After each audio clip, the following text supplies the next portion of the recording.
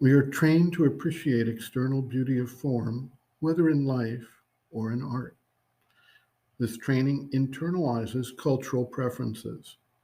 Thus, the ideal of beauty changes depending on which culture is providing the cultural background and which time frame encompasses the judgment term. Based on whatever our frame is for the judgment, we determine if something is beautiful or not. This is all, however, based on the ego standpoint and does not take into account the divine standpoint. Where we do not observe beauty, the divine standpoint may see the perfection of beauty. Can we see and appreciate the beauty in all aspects of existence, in the experiences that are pleasing to the eye and those that are abhorrent to us? When the seeker shifts out of the ego standpoint to the divine standpoint, an entirely new vision proceeds, which turns everything into a form of beauty, an expression of the bliss of existence. Some believe that this shift wipes out all distinction and is something akin to seeing the world through rose colored glasses.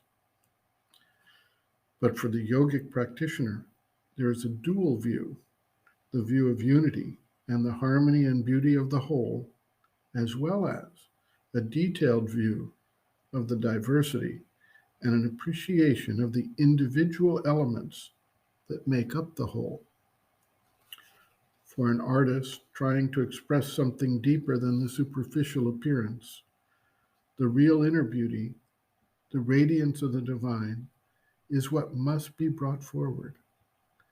When this is done, even an image of something we might consider to be grotesque takes on a new significance, and we experience the radiant glow of the spirit peeking through the outer form.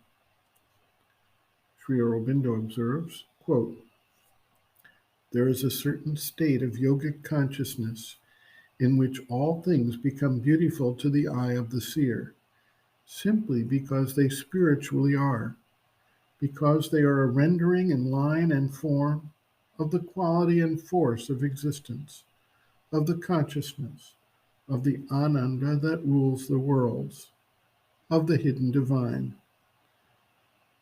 What a thing is to the exterior sense may not be, often is not beautiful to the ordinary aesthetic vision, but the yogin sees in it the something more, which the external eye does not see. He sees the soul behind, the self and spirit.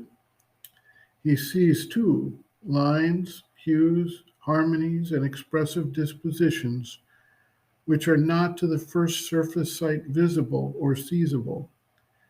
It may be said that he brings into the object something that is in himself, transmutes it by adding out of it his own being to it, as the artist too does something of the same kind but in another way. It is not quite that, however. What the yogin sees, what the artist sees, is there. His is a transmuting vision because it is a revealing vision. He discovers behind what the object appears to be the something more that is. But there is one thing more that can be said, and that makes a big difference. In the yogin's vision of the universal beauty, all becomes beautiful, but all is not reduced to a single level.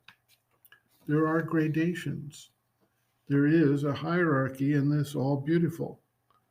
And we see that it depends on the ascending power, vibhuti, of consciousness and ananda that expresses itself in the object. All is the divine, but some things are more divine than others. In the artist's vision, too, there are or can be gradations, a hierarchy of values. End quote. Reference, Sri Aurobindo, Integral Yoga, Sri Aurobindo's Teaching and Method of Practice, Chapter 12, Other Aspects of Sri Aurobindo's Teaching and Method of Practice, Beauty, pages 355 to 356.